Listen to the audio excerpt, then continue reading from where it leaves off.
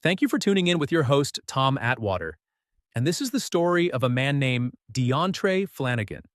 And this story takes place in Texas. And just before we start the story, I would like to give you all a warning. This is a disturbing story, okay? Let's proceed. Harris County, Texas, Deontray Flanagan was sentenced to life without parole on Friday, about 2 years after the series of events unfolded. On March 20th, 2023, Flanagan allegedly picked up his daughter Zavia from daycare before showing up at a nearby Walmart to confront the girl's mother, Kirsten Watson, while she was at work. Deputies said Flanagan hit Watson multiple times in the face and left with her phone, driving off and leading police on a chase which turned into a standoff in northwest Harris County. Prosecutors said Watson's mother, the child's grandmother, also worked at Walmart, and her cell phone was used to FaceTime the suspect during the chase. She was on his lap and she was gasping for air and he had his arm around her neck, squeezing tighter, Watson recalled. He said, "This is what you made me do. All you care about is that man." I was telling him, "No, stop please, this is your daughter. She loves you," and he's still doing it. The chase ended after he reportedly crashed into other cars and stopped in a field at St. Dunstan's Episcopal Church, sparking a standoff. SWAT officers surrounded the vehicle, and after about 20 minutes, the Harris County Sheriff's Office said they moved in. The toddler was rushed from the car by authorities and taken to the hospital, where she was pronounced dead. According to charging documents, Flanagan hit his daughter with and against a blunt object and also choked her to death. Prosecutors said screenshots from the FaceTime video show the injuries to Zavia. Zavia's family told ABC 13 in a previous report that they had concerns about their safety for several days before the standoff unfolded. Watson said she feels failed by police leading up to her daughter's death.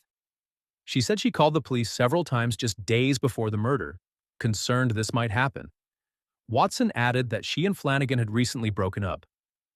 According to the Harris County Sheriff's Office, they responded to at least 2 calls for service at the mother's home. On March 15, 2023, they responded to a terroristic threat, and on March 19, 2023, they responded for telephone harassment. I told them over and over and over that something was going to be wrong, Watson said.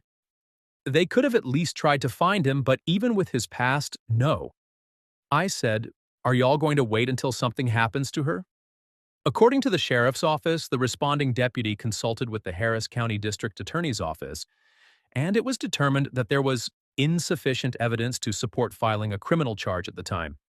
A welfare check was also conducted in an attempt to locate Flanagan, but all attempts to find him were unsuccessful. The District Attorney's Office told ABC 13 no determination on charges was made. Instead, it shared a document showing more investigation was needed by the deputy. The DA's office said it didn't hear from the deputy regarding the call they responded to on March 19th. Back in 2023, Eyewitness News asked the Sheriff's Office about the March 19th call and why prosecutors weren't made aware. And it has yet to hear back. Watson said she had text messages proving Flanagan threatened to harm their daughter, and believes officers brushed her concerns off. "They didn't believe me," Watson said. "They thought I was just making this up, and he was the father."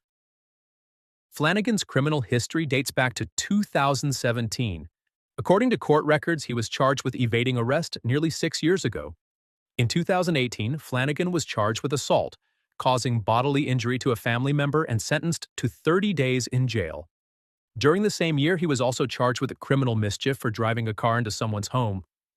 Records show he was on probation for that charge in 2023. I'd like to thank you all for tuning in. We'd like to do these stories to spread awareness. We are not here to judge anyone. I would like to know what you all think about this story. Please leave a comment below, and thanks again for tuning in. Stay tuned for more stories of true crime with Tom Atwater.